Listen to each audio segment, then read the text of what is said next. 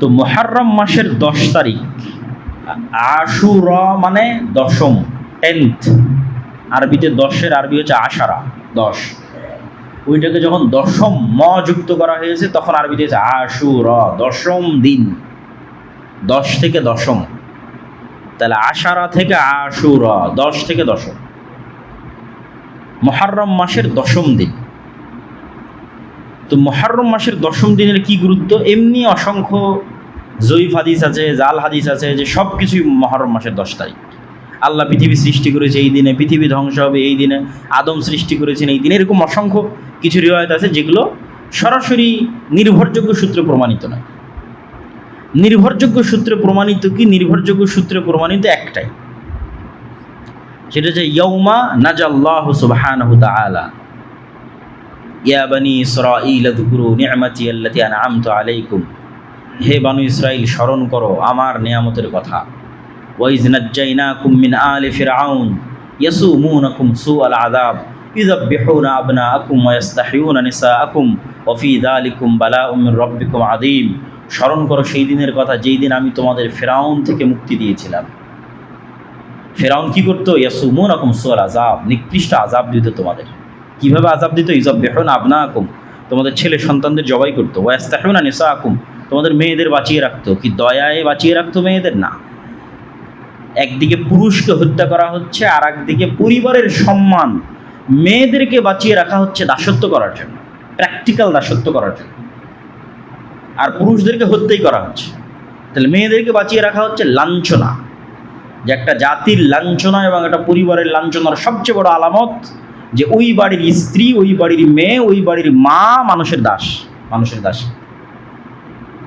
রিযাব্বিহুনা আবনাআকুম, তোমাদের পুরুষদের হত্যা করা হয়। ইস্তাহইয়ুনা নিসাআকুম, তোমাদের মেয়েদের বাঁচিয়ে রাখা হচ্ছে দাস হিসেবে। এই ভয়ঙ্কর শাসকের নাম হচ্ছে ফিরআউন। আমি মুক্তি দিয়েছি। ওয়াইজ ফারাকনা বিকুমুল বাহরা, সমুদ্রকে চিরে দিয়েছি তোমাদের জন্য, যেন তোমরা ফিরআউনের কবল থেকে মুক্তি পাও। ওয়া আগরাকনা আলা ফিরআউন, আর ফিরআউনকে ডুবিয়ে দিয়েছি এই সমুদ্রে। তো এটা পৃথিবীর ইতিহাসে যতগুলো বড় ঘটনা আছে তার মধ্যে বিশাল বড় ঘটনা হচ্ছে বানু ইসরাইলের মুক্তি পাওয়া আর ফিরআউনের ডুবে যাওয়া মুসা আলাইহিস সালাতু ওয়াস সালামের মাধ্যমে, এবং সমুদ্র চিরে দ্বিখণ্ডিত হয়ে যাওয়া। এই ঘটনা যেই দিন ঘটেছে সেটাই মুহররমের 10 তারিখ। এবং আজও ইহুদিদের কাছে এই দিন খুবই সম্মানিত, এবং তারা এই দিনের যে নামে তারা উদযাপন করে সেটা হচ্ছে ইয়ম কিপ্পুর। হিব্রু ভাষায় যেটাকে আমরা আশুরা বলছি ওটাকেই বলা হয় ইয়ম কিপ্পুর। তো রাসূলুল্লাহ সাল্লাল্লাহু আলাইহি ওয়াসাল্লাম যখন মদিনায় গেলেন তখন মদিনার ইহুদিরা এই দিনে সিয়াম পালন করতো। তখন রমজানের সিয়াম আসেনি। তো রাসূল সাল্লাল্লাহু আলাইহি ওয়াসাল্লাম বললেন, তোমরা কেন এই দিনে সিয়াম পালন করো? তো বললো এই ঘটনা।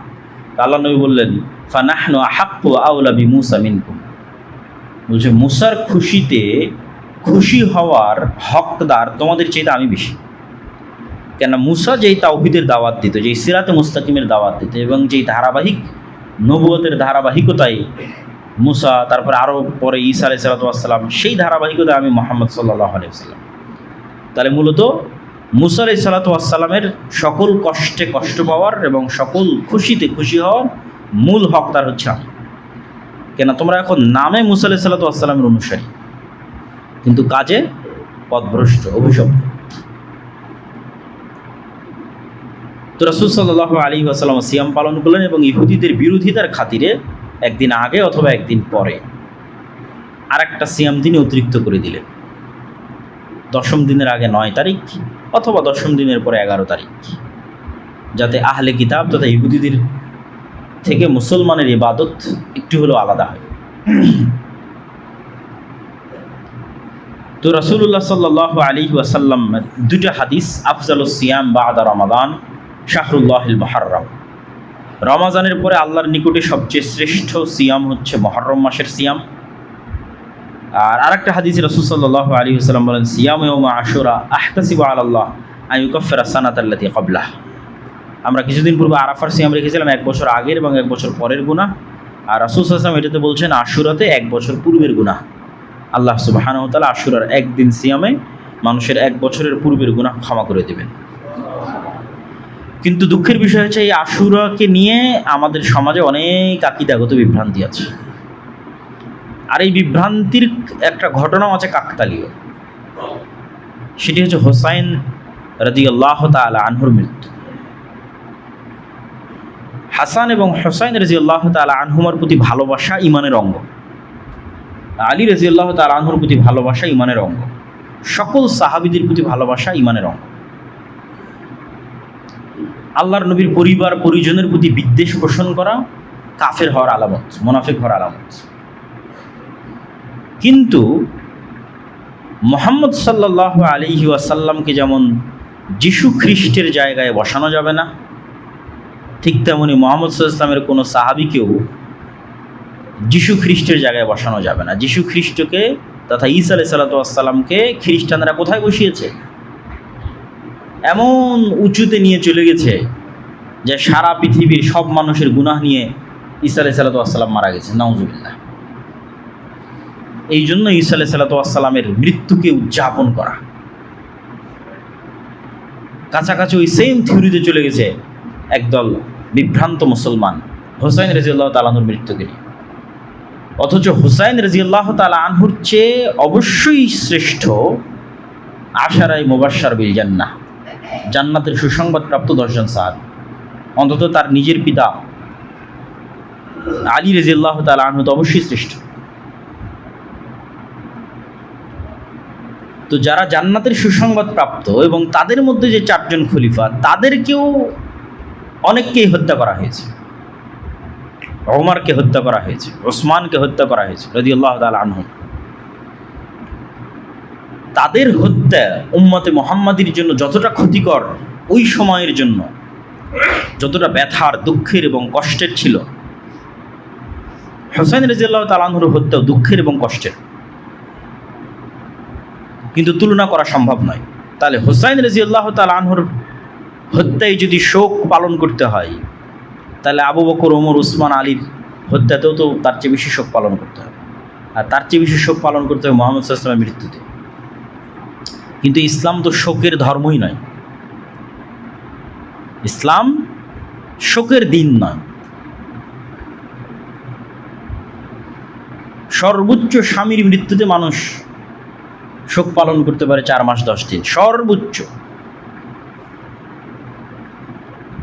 সেখানে যুগ যুগ যাবৎ আমরা একটা বিভ্রান্ত আকীদাকে লালন করে, যেই দিনে মূলত মুসা আলাইহিস সালাতু ওয়াস সালামের মুক্তিতে খুশি হয়ে সিয়াম পালন করার কথা, সেই দিনকে আমরা তাজিয়া মিছিল এবং বিভিন্ন কিছু, এবং আশুরা মুহররমকে, যেটা শরীয়তে ছিল মানুষ জানেই না যে আশুরা মুহররম মানে মুসা আলাইহিস সালাতু ওয়াস সালামের মুক্তি। সবাই জানে আশুরা মুহররম মানে হোসেন রাদিয়াল্লাহু তাআলা আনহুর হত্যা। এইটা হচ্ছে পলিটিক্স। শিয়া এবং সুন্নিদের যে দ্বন্দ্ব, এটার শুরুটা পলিটিক্স থেকে, রাজনীতি থেকে। এবং গল্প বলাতে যেহেতু তারা বেশি এক্সপার্ট, উপন্যাস লিখতে বেশি এক্সপার্ট পারস্যরা, ফলত হৃদয় বিদারক এই গল্পকে অনেক হাইলাইট করে হৃদয় বিদারক অসংখ্য সাহিত্য তৈরি হয়েছে। বাংলাতেও অসংখ্য সাহিত্য তৈরি হয়েছে এবং এটাকে একটা কালচারে রূপান্তর করা হয়েছে। এবং এটাকে শোক পালন, এই দিনে শোক পালন করাকে এবং নিজের উপর জুলুম করাকে ইবাদত বানানো হয়েছে, যেটার সাথে ইসলামের ন্যূনতম সম্পর্ক নেই। মানুষ নিজের গায়ে আঘাত করবে ছুরি দিয়ে, হাজার হাজার মানুষ রক্তাক্ত করবে নিজের মাথাকে, কষ্ট দিবে নিজেকে, এর সাথে ইসলামের ন্যূনতম সম্পর্ক নেই। এগুলো সম্পূর্ণরূপে হারাম। মানুষ নিজেকে কখনোই কষ্ট দিতে পারে না, ইসলামে নিষিদ্ধ। লা তুলকু আইদিকুম, তোমরা নিজেদেরকে তাহলুকা, স্বেচ্ছায় ধ্বংসের দিকে নিক্ষেপ করিও না, আল্লাহর আদেশ। এবং আত্মহত্যাও ইসলামে হারাম। এগুলো কাছাকাছি আত্মহত্যার মতো প্রবণতা। তো এই ধরনের বিভ্রান্ত এবং ভ্রান্ত আকীদা থেকে বের হয়ে এসে আমাদের আশুরা মুহররমের সঠিক আকীদা এবং সঠিক বিশ্বাস লালন করতে হবে। হ্যাঁ, হুসাইন রাদিয়াল্লাহু তাআলা আনহু যেমন আলে বাইতের অংশ, আয়েশা রাদিয়াল্লাহু তাআলা আনহাও আলে বাইতের অংশ। আলী ইবনে আবি তালিব রাদিয়াল্লাহু তাআলা আনহু রাসূল সাল্লাল্লাহু আলাইহি ওয়াসাল্লামের এক চাচা, আবু তালেবের সন্তান। তো রাসূল সাল্লাল্লাহু আলাইহি ওয়াসাল্লামের তো আরও চাচা আছে, আব্বাস ইবনে আব্দুল মুত্তালিব, হামজা ইবনে আব্দুল মুত্তালিব, তাদের সন্তানেরা কই? তাদের সন্তানেরও আলে বাইতের অংশ। আব্দুল্লাহ বিন আব্বাস এবং তাদের পরিবার আলে বাইতের অংশ। তাহলে শুধু একজনকে যদি আমি সম্পূর্ণরূপে আলাদা করে নিই, আলী রাদিয়াল্লাহু তাআলা রাসূল সাল্লাল্লাহু আলাইহি ওয়াসাল্লাম মাত্র এক মেয়েকে বিবাহ করেছে, আর ওসমান রাদিয়াল্লাহু আনহু দুই মেয়েকে বিয়ে করেছে। তো রাসূল সাল্লাল্লাহু আলাইহি ওয়াসাল্লাম দুই মেয়েকে বিয়ে করার পর ওসমান রাদিয়াল্লাহু আনহু হয়ে গেল আমার কাছে ঘৃণার পাত্র, আর এক মেয়েকে বিবাহ করার কারণে আমি তাকে হাইলাইট করে উপরে নিয়ে যেতে যেতে যেতে যেতে কেউ কেউ ইলাহ আল্লাহ বানিয়ে ফেলেছে আলী রাদিয়াল্লাহু তাআলা, নাউযুবিল্লাহ। তাহলে এই তুলনাগুলো থেকেই তো বোঝা যায় যে এটার মধ্যে কোথাও না কোথাও গ্যাপ আছে, ভুল ত্রুটি আছে। যদি আল্লাহ নবীর পরিবারের প্রতি ভালোবাসা হয়, তাহলে যিনি আল্লাহ নবীর দুই মেয়েকে বিয়ে করেছে ওসমান রাদিয়াল্লাহু তাআলা উনি তো বেশি ভালোবাসার পাত্র, যদি আল্লাহ নবীর মেয়ের জামাই হিসেবে বেশি ভালোবাসার পাত্র। তাহলে এই জন্য জিনিসগুলো আসলে লজিক্যালি টিকে না, বরং এগুলো প্রত্যেকটাই মূলত পলিটিক্স। হ্যাঁ, এটা ঠিক যে যেই মুহূর্তে হোসাইন রাদিয়াল্লাহু তাআলা আনহুকে হত্যা করা হচ্ছে ওই মুহূর্তের শাসক ইয়াজিদ, কিন্তু উমাইয়াদের দারুল খেলাফা হচ্ছে দামেস্ক, আর নিহত হচ্ছেন হোসাইন রাদিয়াল্লাহু তাআলা আনহু ইরাকে। ইরাক থেকে সিরিয়ার দূরত্ব ভালোই, এবং মধ্যে মরুভূমি থাকায় যাওয়ার রাস্তা অনেক ক্রিটিক্যাল, ফোরাত নদীর তীর ধরে ঘুরে যেতে হয়। ইব্রাহিম আলাইহিস সালাতু ওয়াস সালাম যখন ইরাক থেকে সিরিয়াতে হিজরত করেছিলেন তখনও ওনাকে এইভাবে ঘুরে আসতে হয়েছে। তো শাসক আছে দামেস্কে, সরাসরি তার পক্ষ থেকে হত্যার আদেশের প্রমাণ ইতিহাসে পাওয়া যায় না। বায়াত যেন না নিতে পারে, আত্মসমর্পণ যেন করে, আমার হাতে এসে যেন বায়াত নাই, এই রকমের আদেশ আছে। কিন্তু মূল কালপ্রিট এখানে হচ্ছে কুফার মানুষেরা, যারা মুনাফিকি করেছে, যারা তাকে অনেক উৎসাহ দিয়ে মদিনা থেকে নিয়ে গেছে, আসেন আমরা আপনার পাশে থাকবো, অমুক করব তমুক করব, কিন্তু যাওয়ার পর আর পাশে নাই। তো মূল কালপ্রিট হচ্ছে আহলে কুফা, কুফার তৎকালীন যারা মানুষ, যারা তাকে দাওয়াত দিয়ে উস্কিয়ে মদিনা থেকে বের করে নিয়ে এসেছে কুফায়, কিন্তু যখন কুফায় এসেছে তখন আর সাথ দেয়নি। ঘটনা অত্যন্ত হৃদয় বিদারক। অবশ্যই ইয়াজিদ ইবনে মুআবিয়াকে এতটুকুর জন্য দায় দেওয়াই যায় যে সে হত্যাকারীর কোনো বিচার করেছিল কিনা, এই প্রশ্ন অবশ্যই উত্থাপন করা যায়। এই জন্য আহলুস সুন্নাত ওয়াল জামাতের পক্ষ থেকে শাইখুল ইসলাম ইবনে তাইমিয়া বলেছেন ইয়াজিদ ইবনে মুআবিয়া না প্রশংসার যোগ্য না নিন্দারও যোগ্য। নিন্দা করেও আমরা গুনাহের ভাগিদার হতে রাজি নই, প্রশংসা করেও কেন সে সাহাবী নয়, আলাদা করে তার প্রতি আমাদের কোনো জিম্মেদারিও নাই। কিন্তু এইটার কারণে তার পিতা মুআবিয়া রাদিয়াল্লাহু তাআলা আনহুকে দায় দেওয়া, তখন তিনি পৃথিবীতে নাই, উনি অনেক আগে পৃথিবী থেকে চলে গেছেন।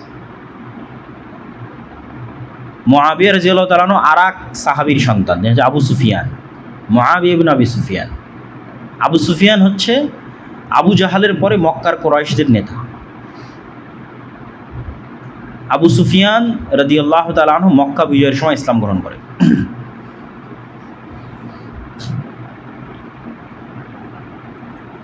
এবং আবু সুফিয়ান রাদিয়াল্লাহু তাআলা আনহু এবং তার সন্তান মুআবিয়া রাদিয়াল্লাহু তাআলা আনহু রাসূল সাল্লাল্লাহু আলাইহি ওয়াসাল্লামের অনেক নিকটস্থ এবং অনেক কাছের।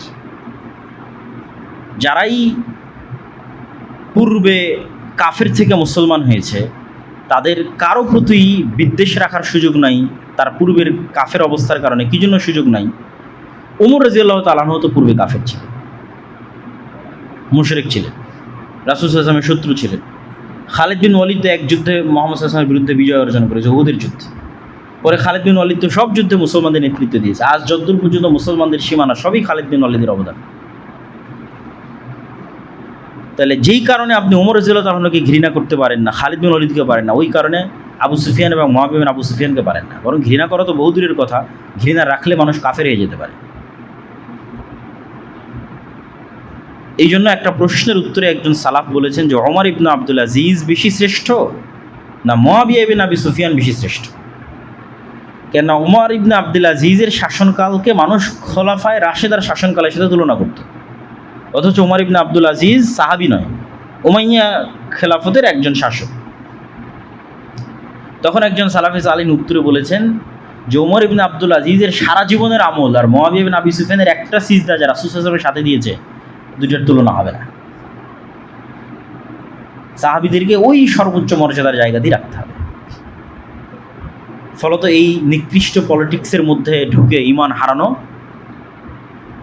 অত্যন্ত বড় একটি শয়তানের ষড়যন্ত্র। এই ষড়যন্ত্রে আমাদের পা দেওয়া যাবে না। আল্লাহ সুবহানাহু ওয়া তাআলা আমাদের মুহররমের 10 তারিখের যে সঠিক ইতিহাস সেটি জানার এবং মুসা আলাইহিস সালাতু ওয়াস সালামের যে মুক্তি, এই মুক্তিতে আনন্দিত হয়ে সিয়াম পালন করার তৌফিক দান করুক আল্লাহুম্মা আমিন। আল্লাহ সুবহানাহু ওয়া তাআলা পবিত্র কোরআন মাজিদে যে কয়েকটি বিষয়ের প্রতি মানুষের মনোযোগ আকর্ষণ করার চেষ্টা করেছেন বারবার বিভিন্ন আঙ্গিকে, তার মধ্যে সবচেয়ে গুরুত্বপূর্ণ বিষয় হচ্ছে দুনিয়ার তুচ্ছতা এবং পরকালের মূল্য। দুনিয়ার জীবন গুরুত্বপূর্ণ নয়, পরকালের জীবন গুরুত্বপূর্ণ। এই বিষয়ে আল্লাহ সুবহানাহু ওয়া তাআলা বারবার মানুষের দৃষ্টি আকর্ষণ করেছে। তো এই দৃষ্টি আকর্ষণ থেকে আমাদের যেটি শিক্ষা সেটি হচ্ছে, পরকাল এবং পুনরুত্থান যদি সত্য হয়, তাহলে যে হিসাব আমাদের দিতে হবে সেই হিসাব সময়ের হিসাব। আমরা প্রতি মুহূর্ত এবং প্রতি সেকেন্ড যা পার করছি সেটির হিসাব। যেমন আল্লাহ সুবহানাহু ওয়া তাআলা নিজে বলছেন, ইকতারাবা লিন-নাসি হিসাবুহুম, মানুষের হিসাবের সময় অতি নিকটে চলে এসেছে। ওয়া হুম ফি গাফলাতিম মুরিজুন, অথচ মানুষ অবহেলায় এবং খেলতামাশায় এই সময়গুলোকে পার করে দিচ্ছে। মানুষ মনে করছে যে এই জীবনটাই শেষ, খাও দাও ফুর্তি করো, দুনিয়াটা মস্ত বড়, এবং পৃথিবীর আর অন্য সৃষ্টি জীবের মতো মানুষও হয়তো জিজ্ঞাসার বাইরে থেকে যাবে, হিসাবের বাইরে থেকে যাবে। কিন্তু আল্লাহ সুবহানাহু ওয়া তাআলা মানুষকে অনর্থক সৃষ্টি করেননি। আর আল্লাহর সৃষ্টির এই সার্থকতা সেই দিনই পূরণ হবে যেই দিন মানুষের কাজের হিসাব হবে এবং মানুষকে তার প্রতিদান দেওয়া হবে। সেই দিন আল্লাহর এই সৃষ্টি সার্থক হবে।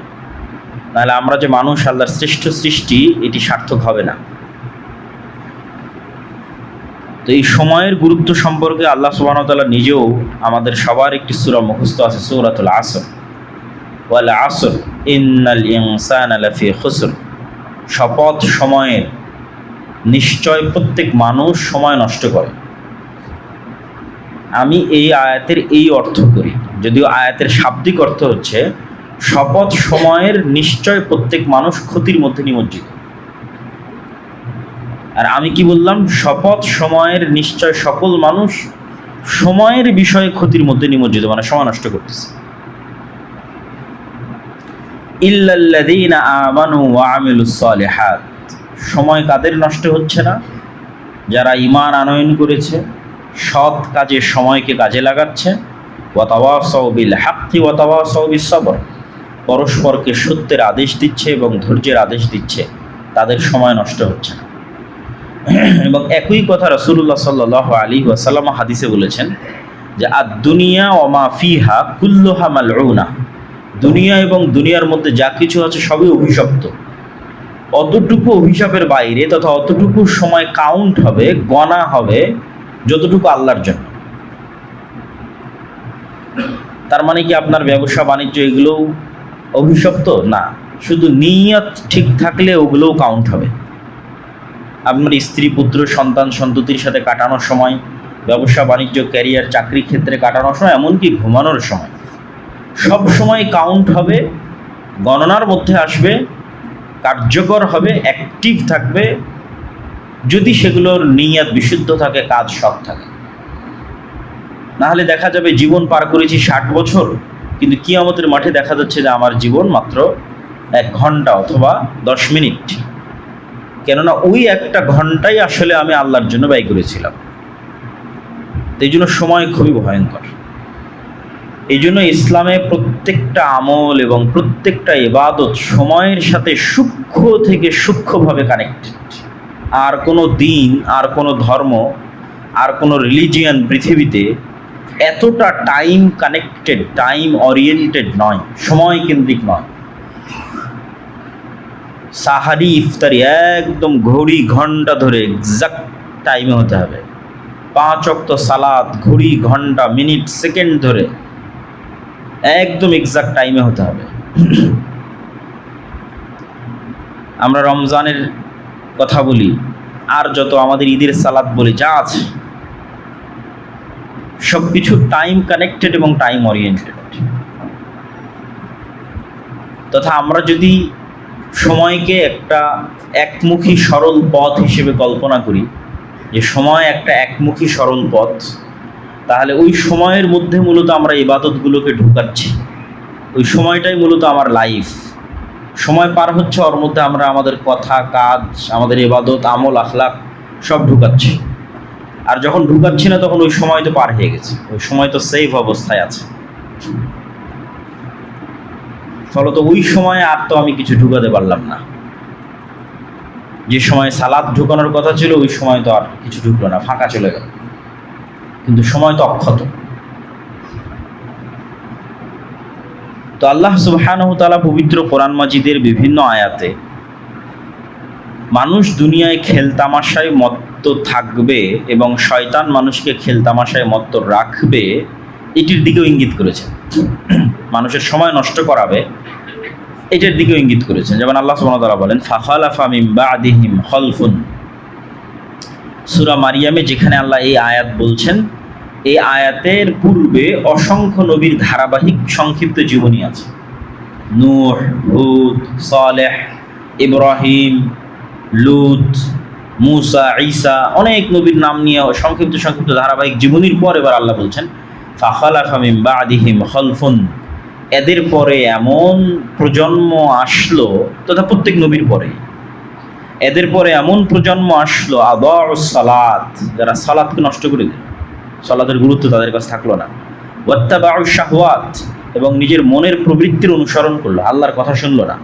ফাসাউফা ইয়ালকাউনা গাইয়া, এরা ধ্বংস হয়ে যাবে, আযাব প্রাপ্ত, গজব প্রাপ্ত হবে। তো অতীতের উম্মতেরা যেমন আযাব এবং গজব প্রাপ্ত হয়েছে, এই উম্মত আযাব এবং গজব প্রাপ্ত হবে। আমরাও এই কাতারে আসবো, কারণ আমরা মুহাম্মদ সাল্লাল্লাহু আলাইহি ওয়াসাল্লামের পরে আসছি। তো মুহাম্মদ সাল্লাল্লাহু আলাইহি ওয়াসাল্লাম এবং তার সাহাবীরা সালাতের গুরুত্ব দিয়েছে, শাহওয়াতের অনুসরণ করেনি। কিন্তু আমরা যারা পরবর্তীতে অনুসরণ করতেছি 1400 বছর পর, আমাদের কাছে সালাত অবহেলিত এবং আমাদের মনের প্রবৃত্তি প্রাধান্যপ্রাপ্ত। তাহলে অতীতে চলে যাওয়া জাতির মতো তো আমরা গজব প্রাপ্ত হওয়ার হকদার। সেই গজব কোথায়? তো উম্মতে মুহাম্মাদির গজব মূলত বিধর্মীদের উম্মতে মুহাম্মাদির উপর চাপিয়ে দেওয়া। আল্লাহ আমাদের উপর শাসন করার দায়িত্ব দিবেন বিধর্মীদের। এটা হলো উম্মতে মুহাম্মাদির উপর গজবের ধরন। অথবা মুসলমান পরস্পর গৃহযুদ্ধ। আল্লাহ সুবহানাহু ওয়া তাআলা প্রায় নবীর সময়ে গজবের স্টাইল চেঞ্জ করেছেন। সুতরাং গজব সবসময় একই স্টাইলে আসবে, এটা সাধারণত দেখা যায়নি।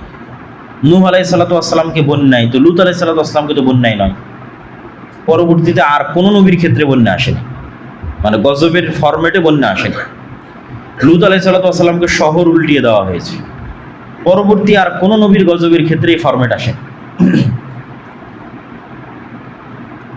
হুদ আলাইহিস সালাতু ওয়াস সালামের কওমকে বিকট আওয়াজ, সালেহ আলাইহিস সালাতু ওয়াস সালামের কওমকে ঝড়ো বাতাস, তথা কোনো এক নবীর ক্ষেত্রে ঝড়ো বাতাস, কোনো এক নবীর ক্ষেত্রে বিকট আওয়াজ। আবার যখন আসহাবুল ফিল আসতো তখন উপর থেকে পাখি দিয়ে পাথর। তাহলে উম্মতে মুহাম্মাদির ক্ষেত্রে কি? উম্মতে মুহাম্মাদির ক্ষেত্রে কি ভূমিকম্প হয়ে মাটির নিচে ধসে যাবে, বন্যা হয়ে ডুবে যাবে? না।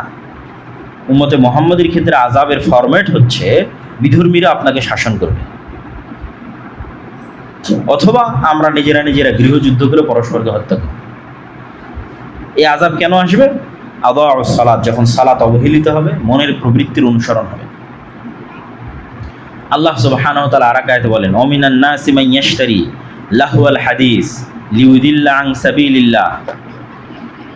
মানুষদের মধ্যে একদল মানুষ আছে যারা লাহওয়াল হাদিস কিনে। লাহওয়াল হাদিসের ব্যাখ্যায় ইবনে কাসির রাহিমাহুল্লাহ বলছেন, প্রত্যেক যে কাজ মানুষকে আল্লাহর স্মরণ থেকে দূরে রাখে তার সবই লাহওয়াল হাদিস। মোবাইলের গেম থেকে শুরু করে, ফেসবুক স্ক্রলিং থেকে শুরু করে, মুভি সিরিজ থেকে শুরু করে, খেলা দেখা থেকে শুরু করে, যে কোনো কিছু যা মানুষকে আল্লাহর স্মরণ থেকে গাফেল করে দেয় তা লাহওয়াল হাদিস। ওমিনান নাসি মান ইয়াশতারি লাহওয়াল হাদিস লিউদিল্লা আন সাবিলিল্লাহ। যারা লাহওয়াল হাদিসে ব্যস্ত হয়ে যায়, বা স্বাভাবিক বাংলা বললে অপ্রয়োজনীয় কথা ও কাজে ব্যস্ত হয়ে যায়। মিন হুসনি ইসলামিল মারই তারকু মা লা ইয়ানিহি, একজন মুসলমানের সবচেয়ে ভালো গুণ কি?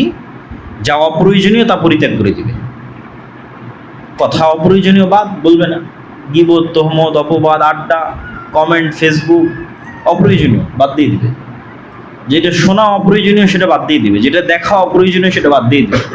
পুরো জীবন হবে কি কেন্দ্রিক? পরকাল কেন্দ্রিক, যেটা সবচেয়ে গুরুত্বপূর্ণ। খায়রুন ওয়া আবকা, সর্বশ্রেষ্ঠ এবং চিরস্থায়ী।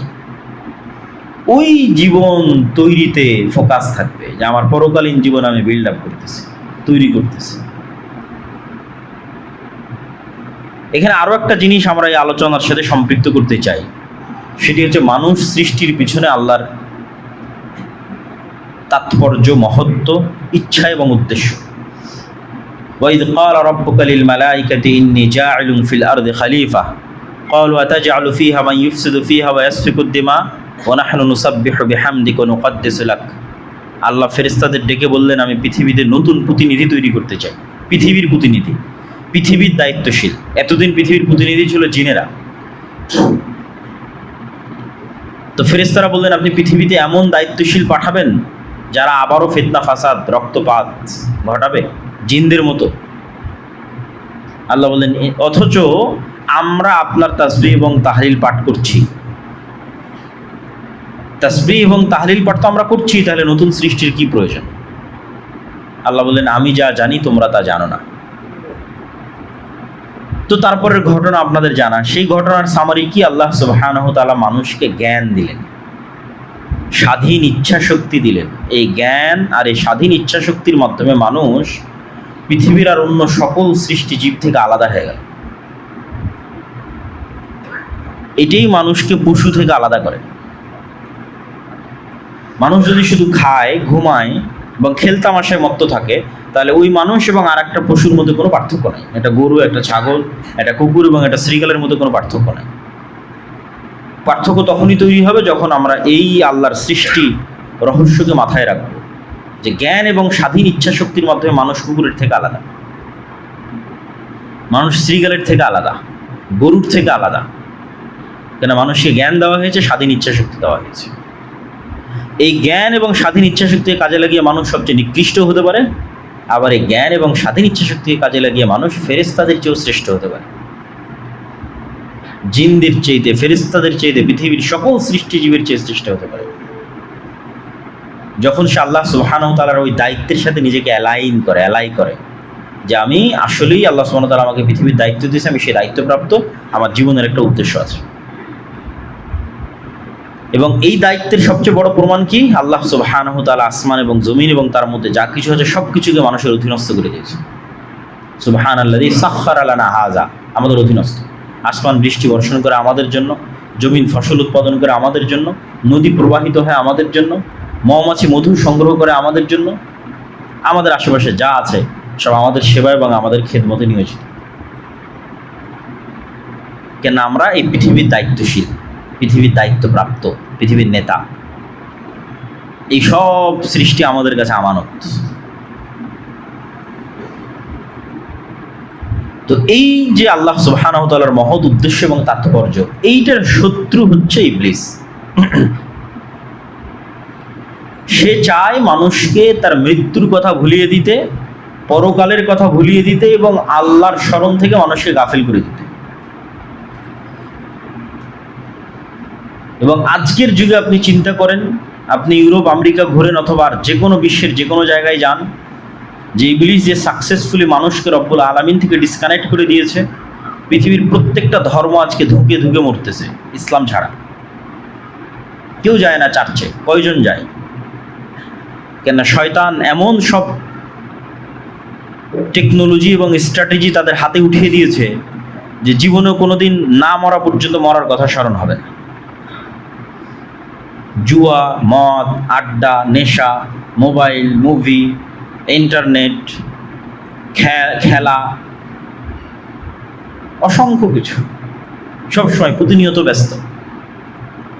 ফলত সে আল্লাহ সুবহানাহু ওয়া তাআলা থেকে ডিসকানেক্ট। একটু যদি কেউ আল্লাহ সুবহানাহু ওয়া তাআলার সাথে কানেক্টেড আছে, সেটা হচ্ছে মুসলমানেরাই আছে। কিন্তু দুঃখজনক হলেও সত্য, যে আমরা এই জিনিসগুলোকে খুব লাইটলি হালকাভাবে নিই, যে না ইসলাম এত কঠোর, বিশ্বকাপ খেলা দেখতে দিবে না, বিশ্বকাপ খেলার গল্প করতে দিবে না, একটা পতাকা ঝুলাতে দিবে না, এত কঠোর তো ইসলাম নয়, হুজুরেরা ইসলামকে এত কঠোর করেছে। কিন্তু আমরা হালাল হারামের প্রশ্নে যাচ্ছি না, আমরা